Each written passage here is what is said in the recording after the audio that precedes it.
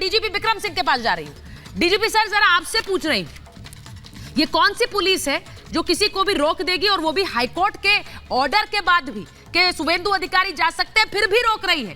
कल एक व्यक्ति को 8 पुलिस वाले और 8 जो कर्मी थे वो पकड़ कर ले जाते हैं, पीटते हैं, वो पकड़ के ले जा रहे हैं, लेकिन जिसको पकड़ना चाहिए वो खुलेआम घूम रहा है। पश्चिम बंगाल में कहां है? 45 दिन से पता ही नहीं। सुचरिता जी, ये सब चीज एक ही बात की तरफ इंगित करती है कि वहां की पुलिस केवल वहां के राजनीतिक दल के इकोसिस्टम के अंतर्गत कार्य कर रही है, संविधान के अंतर्गत काम नहीं कर रही है। जिस तरीके से लोगों को रोका जा रहा है, जिस तरीके से रिपब्लिक भारत के संवाददाता को पूर्वाग्रह से गिरफ्तार हुआ है, ये सर्वथा अनुचित है। और मैं जानना चाहूंगा कि शाहजहां शेख के ऊपर क्या 10 लाख का इनाम हुआ कि नहीं हुआ, कि जिंदा या मुर्दा उसको पेश किया जाए। न उसको भगोड़ा घोषित किया गया, न एब्सकॉन्डर घोषित किया गया, न उसकी चल अचल संपत्ति कुर्क की गई, और तमाम और कहा यह जा रहा कि शुभेंदु के साथ है। अरे वो किसी के साथ हो, जिसके साथ हो। धारा 120 BIPC कहती है जिसके साथ हो, मेरे साथ हो, उनके साथ हो, किसी के साथ हो, सबको कीजिए गिरफ्तार।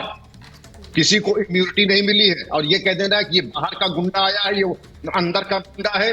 आपकी तनख्वाह वहां की पुलिस को जिल मिलती है कि जो गुंडा हो, जो बचाव कर रहा है और जो उसको पनाह दे रहा है, सब दोषी, सब गिरफ्तार।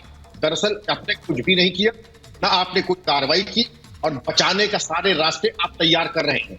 और गुप्ता जी, ये साफ दिख रहा है कि वहां की पुलिस एक तरीके से इस मामले में लीपापोती ही नहीं कर रही है, शाहजहां शेख को एक प्रोटेक्शन दे रही है। शाहजहां शेख वहां पर तालिबानी शासन लगाना चाहता है, और जिस तरीके की उसकी गतिविधियां हैं उसके अंतर्गत इसके ऊपर राजकोट अब तक लग जाना चाहिए था। लेकिन सुचेता जी, वहां कुछ होने वाला नहीं है। वहां पर इतना उदार दृष्टिकोण बांग्लादेशी नाजायज नागरिकों के, रोहिंग्याओं के, लापता पाकिस्तान नागरिकों के ऊपर जो उदार दृष्टिकोण है, सारा प्रेम उदारता उनके और आपके संवाददाता के ऊपर सारा जो है शासन की शक्ति उसके ऊपर। और अगर कुछ जाना चाहे, आपने सही कहा, अनाधिकार चेष्टा करके उसको, क्योंकि सच्चाई सामने ना आने पाए, क्योंकि नहीं चाहती सरकार कि सच्चाई जनता के सामने, देश के सामने ना आने पाए। लेकिन सच्चाई ज्यादा तक आप छुपा नहीं सकते, और सच्चाई सामने आएगी, आपके प्रोग्राम से आएगी, आपके संवाददाता से आएगी।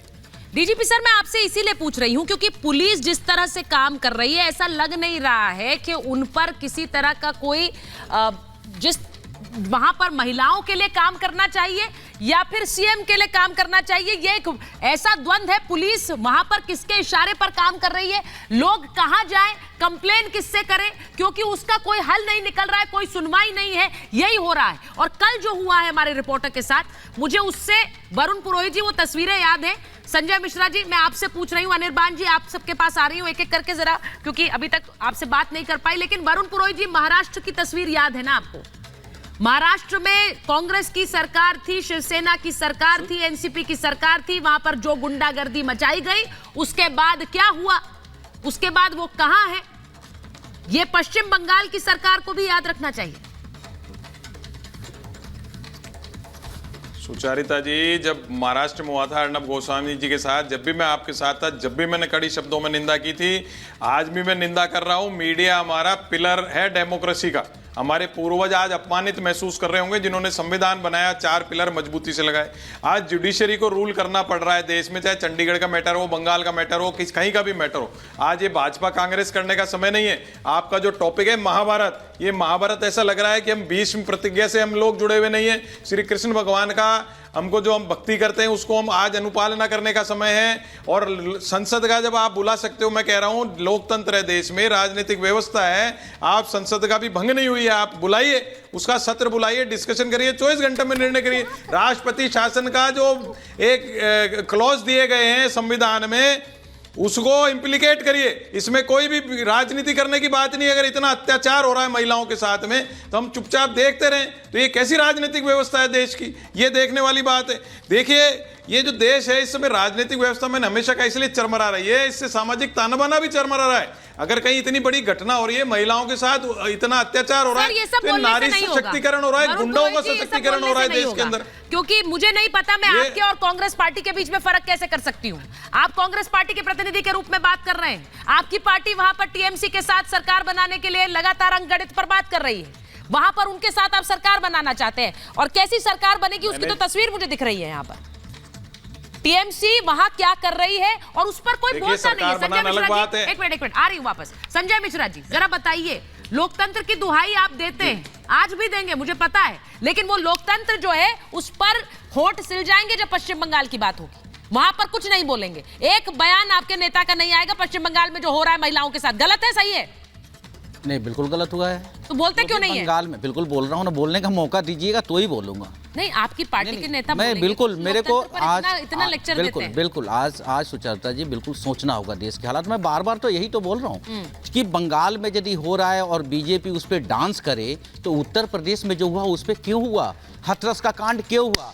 हाथरस में पत्रकार को उठाकर क्यों बंद किया गया? क्यों 28 महीने में उसको जेल से बाहर निकाला गया? ये हर जगह हो रहा है, और हर सत्ता में जो लोग बैठे हुए हैं अपनी बात नहीं करते, जहां पे विपक्ष है उसकी बात कर रहे हैं। सुचरिता जी, फैक्ट यही है कि उत्तर प्रदेश का यदि आंकड़ा देखें महिला रेप के मामले में, तो 50% से ज्यादा सिर्फ सर, एक रेप की बात में दूसरे रेप की बात नहीं हो सकती। मुझे बोलते हुए भी बुरा लग रहा है Sanjay Mishra ji. Let's not compare. मैं अगर पश्चिम बंगाल की बात कर रही हूं तो आप यूपी के रेप के आंकड़े गिनाएंगे तो कोई बहुत अच्छी बात नहीं कर रहे हैं आप। मैंने क्या ये कहा? मुझे बता दूं, मैं आपको ये बता दूं। मैंने पहले कहा बंगाल में जो कुछ भी हुआ, बंगाल में जो कुछ भी हुआ वो बिल्कुल गलत है। उस पर बोलने की जरूरत है। मैं वही बोल रहा हूँ, तानाशाही नहीं चलेगी, बोलिए। नहीं तो बोलिए, तानाशाही नहीं चलेगी। आप हर दिन बोलते हैं, आप हर दिन बोलते हैं, यूपी में बोलते हैं, दिल्ली में बोलते हैं, बंगाल पर क्यों नहीं बोलते तानाशाही नहीं? मैं हर जगह बोल रहा हूँ कि जहां भी तानाशाही हो रहा है, पूरे जो चंडीगढ़ में हुआ उसकी भी निंदा होनी चाहिए। क्या सुप्रीम कोर्ट को आना पड़ रहा है? कौन बोला? अरविंद केजरीवाल बोले? क्या, किस पे? बंगाल पर बोले, संदेश खाली पर बोले, तानाशाही चिल्लाई उन्होंने कि तानाशाही है, महिलाओं की बात नहीं सुन रहे। आप अरविंद केजरीवाल से पूछिए, वो बोलेंगे। तो आप उनसे रुझान आता है जब वो तानाशाही पर बोलते हैं। मैं अपनी बात कर सकता हूं। सुचरिता जी, बीजेपी को कोई हक नहीं है बंगाल पे बात करने का। मैं बोलती हूँ, और मैं तो एक बात और बोलता हूँ सुचरिता जी, ईमानदारी से यदि मैं बात रखूं, टीएमसी के लिए मैं एक सुझाव दे रहा हूं, इनको ईमानदारी से जांच करवा देनी चाहिए। सब कुछ दूध का दूध और पानी का पानी हो जाएगा। इनको बिल्कुल जानकारी देनी चाहिए। एक आम आदमी पार्टी को रियलिटी चेक देना चाहती हूँ। मिस्टर अरविंद केजरीवाल जो आजकल सदन में सत्र चला रहे हैं अपने आप को बचाने के लिए, उनके मुंह से एक बार नहीं निकला कि संदेश खाली में जो हो रहा है दुराचार, व्याभिचार, औरतों के साथ इतना गलत हो रहा है, उसको रोकना चाहिए ममता बनर्जी ने। ममता बनर्जी निर्ममता बनर्जी बन गई हैं, वो मातृशक्ति को शर्मसार कर रही हैं, एक महिला मुख्यमंत्री हैं, क्यों नहीं बोला? मुझे याद है ममता की राजनीति करनी आप करिए, लेकिन आप सच्चाई से नहीं बोल सकते। मैं कह रहा हूं जो बंगाल में हुआ गलत है, मैं कह रहा हूं उत्तर प्रदेश में हुआ वो गलत है। बोलिए सत्य है तो बोलिए, हाथरस में जो हुआ वो गलत हुआ बोलिए। कश्मीर फाइल्स के ऊपर बोलिए जो उत्तर प्रदेश में हुआ वो गलत हुआ। एक सेकंड बोलिए।